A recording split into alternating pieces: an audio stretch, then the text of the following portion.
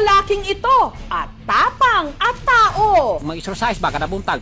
Nariyang lumundag-lundag mula sa taas ng puno papunta sa kabilang puno nang walang suot na harness. Lakas loob din niyang inakyat ang puno ng nyog nang nakatiwarik.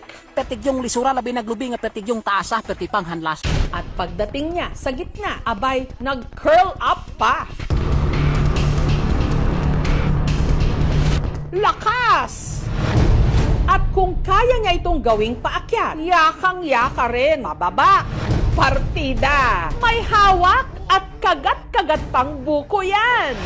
Dahil sa kanyang buwis buhay stunts, palambi-lambitin at patalon-talon sa puno. Binansagan siya ngayon bilang Pinoy Tarzan.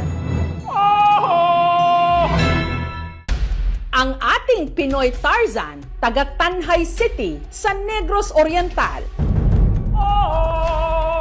Ang 33 anyos na si Boy Insoy. Kaya naanda dagog sa kaglubi ma'am. Patawarik ma'am. Unang gibuhat at layat ikas punuan, naog kapag tuwad.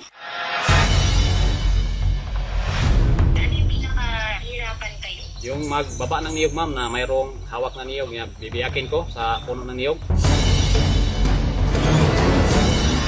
Salamat po nila nga ni Palos na sa kuha nga. Kailan pala sa kuha po.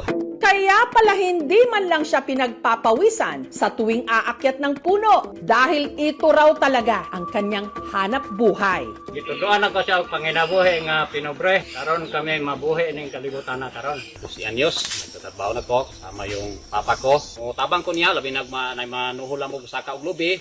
Ano ka di ay? Pero dahil kakarampot lang ang kita, naisipan niyang mag-vlog. So luto na mga idol, ang atong gikuha nga balanghoy. Aghat po ko nga, agdi po ko ng pag-vlog. Kaya sabi ng iban ko sa mga papugasuhon nga na yung income ginagmay ba. Nausap po nga, agdi po ko nga mo-vlog ko nga. Para na yung mga pang-alawans ko bang ginagmay. Ang una niyang naging content, buhay sa bukid. Tama mo reklamo, kabawa. Kuya. Hanggang napansin niyang mataas ang engagement ng kanyang videos sa tuwing nagpapakitang gilas siya sa kanyang buwis buhay stunts. Ako dol padayon ng indahayog ng hinaot namang namasin nga mutanaw kan. Yung tumatalon ako, ayabot siya views nga 17 million. Kaya kinarir na niya ang pag-akyat manaog sa mga puno. Mga bata, wag na wag siyang gagayahin dahil napakadelikado. Di ana puta mulay tabutaning pertigyong taasa. Ang nagsisilbing cheerleader ni Pinoy Tarzan, ang Jane ng kanyang buhay, ang misis niyang si Aiza. Kanya sige na mo siya gidasik nga mag-vlog siya para naara po siya kalingawan. Mahapi ra po diyan kinabuhi bisag layo po. Habang ang kanya namang cameraman, ang 15 anyos niyang anak na si Cham. Noon na natay one month, alam bago pa may ba. Pero wala na ko nadok niya. Ay sige na may kuyo mag-video wing dua. Maraming nagsasabi na delikado para sa pamilya namin kasi yung tumatalon-talon siya sa puno at saka yung patiwarik na pababa sa niyog, pag bumagsak, ulo talaga palaging mag-iingat. Pero kalaunan, niyakap na lang daw nila ito. Lalo't malaking tulong daw ang pagva-vlog niya para matustusan ang araw-araw nilang mga pangangailangan. Apo yung mga panahon nga makakuan ko ng bulana ma'am, mga 10,000. Kaya nga ako nag-abroad kasi walang-wala kami. Meron pa ako mga kapatid na pinapaaral at saka mga anak ko nag-aaral din. Ito rin daw ang nakikita niyang paraan para hindi na bumalik abroad si Aiza. Ayaw ko kasi nga mag-upload yung misis ko. Kasi mamimiss ko siya. Mag-practice og bag-insayo na sagta. Kaya diri sa bukidol, trabaho na mo dre, perting pagkabugata. Pero sa kabila ng kanyang mga pagpapakitang gilas, merong mga pumupuna na peke ang mga ito. Di yan totoo. Mayroong nagsabi sa akin nga mga edit yung mga video ko. Pero sa tinod na akong game mo yun. Kaya si Boy Tarzan handang patunayan na siya'y legit. So mayroon ako ipakita sa inyo nga tumatayod ako sa lumalakad ako sa alambre. Nito lang Biyernes, nagtipon-tipon ang kanyang mga kabarangay para panoorin si Boy Tarzan na tumawid sa kable. Bibitinin muna namin kayo dahil ang mas makapigil hininga niyang tricks, ipapakita na ni Pinoy Tarzan sa aming pagbabalik. Hoy, Diyos ko na Lalaki sa Tanay City sa Negros Oriental, buwis buhay na umaakyat, lumulundag, at nagpapalipat-lipat pa sa mga puno ala Tarzan. Kaya naanad ako sa kablubi, ma'am, unang gibuhat, sayat, ikas punuan, naog kapag tuwad. Pero hindi lahat ng nakapanood ng kanyang video kumbinsido. Meron may sabi sa akin nga mga edit yung mga video ko, pero sa tinod na akong gimo Diyos.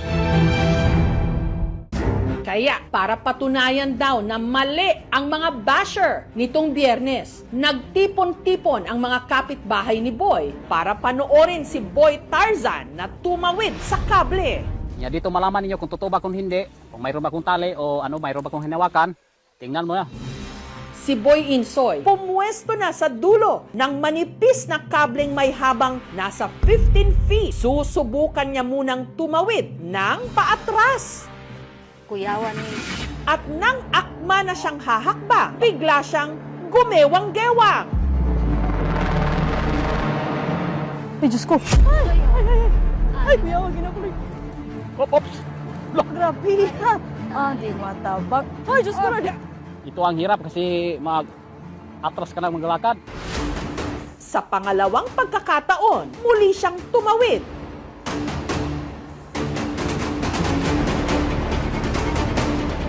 Hanggang sa Ulo, lo.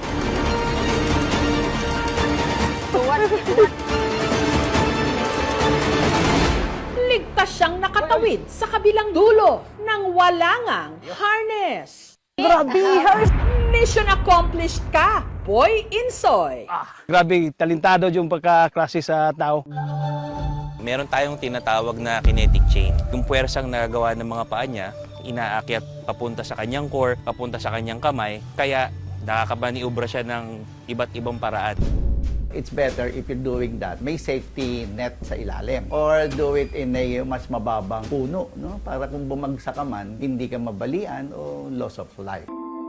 Marami tayo mga nakitang content creators na ito na talaga yung naging pangkabuhayan nila. Siguro nakita kasi nila na kayang magkaroon ng traction eh. Kaya nandun yung how far will you go? Pag nilang isaalang-alang yung kanilang health, na baka ma-aksidente sila. Hindi ako magawa ng mga delikado nga mga buhat, aron mag-viral ra. Kung malingaw ko sa trabaho.